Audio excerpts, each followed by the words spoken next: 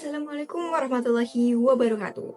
Perkenalkan, nama saya Mandar Hidayah dengan NIM 203083102061 dari Prodi D3 Administrasi Keuangan Fakultas Ekonomi dan Bisnis Universitas Jember. Pada video kali ini dibuat untuk memenuhi tugas UTS mata kuliah Sekuritas dan Portofolio oleh dosen pengampu Bapak DRS Marmono Singgi, MSI. Dengan topik apa itu sekuritas, jenis-jenis sekuritas, beserta fungsinya. Nah, yang pertama itu ada pengertian dari sekuritas. Di sini pengertian sekuritas menurut para tokoh atau para ahli, yaitu yang pertama ada Weston dan Copeland, di mana sekuritas adalah instrumen keuangan yang dapat diperjualbelikan dan mewakili klaim atas aset atau pendapatan suatu entitas.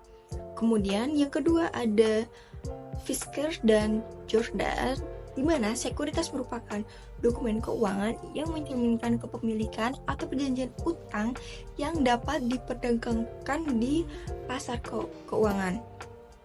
Kemudian yang terakhir, menurut Buddy, Ken, dan Marcus, sekuritas adalah investasi yang dapat diperdagangkan dengan tujuan memperoleh keuntungan dari perubahan harga atau pendapatan yang dihasilkan.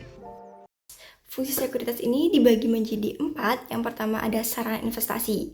Sarana investasi ini, sekuritas akan memberikan peluang bagi investor untuk memperoleh keuntungan dari kenaikan harga atau dividen seperti bunga.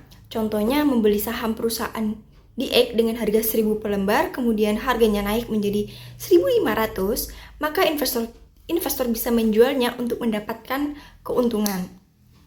Kemudian yang kedua ada sumber pendanaan, yaitu perusahaan atau pemerintah dapat menggunakan sekuritas untuk mendapatkan modal tambahan melalui penerbitan saham atau obligasi. Contohnya, pemerintah menerbitkan obligasi negara untuk membiayai pembangunan infrastruktur. Nah, perusahaan akan menerbitkan saham untuk ekspansi bisnis. Kemudian yang ketiga ada diversifikasi risiko. Investor bisa menyebar investasi ke berbagai jenis sekuritas untuk mengurangi risiko kerugian besar. Jika satu investasi mengalami penurunan nilai, ada kemungkinan investasi lain tetap stabil atau meningkat. Contoh, seorang investor membeli saham perusahaan teknologi obligasi, pemerintah, dan reksadana properti untuk menyebar risiko. Yang terakhir yaitu indikator ekonomi, di mana pergerakan harga sekuritas di pasar mencerminkan kondisi ekonomi suatu negara. Ketika harga saham naik, bisa jadi ekonomi sedang tumbuh. Nah, sebaliknya, jika turun drastis bisa jadi ada masalah di ekonomi. Contoh, IHSG yang naik menunjukkan optimisme pasar terhadap kondisi ekonomi di Indonesia. Pertama ada saham. Saham ini kepemilikan dalam perusahaan dan pemegang saham bisa dapat keuntungan dari dividen dan kenaikan harga saham, tetapi resikonya juga tinggi karena harganya bisa naik turun. Kemudian ada jenis-jenis sahamnya. Yang pertama yaitu saham biasa atau common stock, di mana pemegang saham biasa memiliki hak suara dalam rapat umum pemegang saham dan berhak menerima dividen jika perusahaan membagikannya. Namun jika perusahaan bangkrut, pemegang saham bisa berada di posisi terakhir dalam klien aset. Kemudian yang kedua ada saham preference atau preference stock, di mana pemegang saham preference biasanya tidak memiliki hak suara, tetapi mereka mendapatkan prioritas lebih tinggi dalam pembagian dividen dan klaim aset jika perusahaan bangkrut. Dividen yang diterima umumnya tetap. Selanjutnya yang kedua yaitu obligasi. Nah, obligasi adalah surat utang yang diterbitkan perusahaan atau pemerintah investor untuk mendapat bunga atau kupon secara berkala dan uang pokoknya dikembalikan saat jatuh tempo. Lebih aman dari saham, tetapi keuntungannya lebih kecil. Kemudian ada jenis-jenis obligasi. Yang pertama ada obligasi korporasi. Nah, obligasi ini diterbitkan oleh perusahaan swasta atau BUMN untuk memperoleh dana tambahan, dan bunga yang ditawarkan umumnya lebih tinggi daripada obligasi pemerintah, tetapi resikonya juga lebih besar.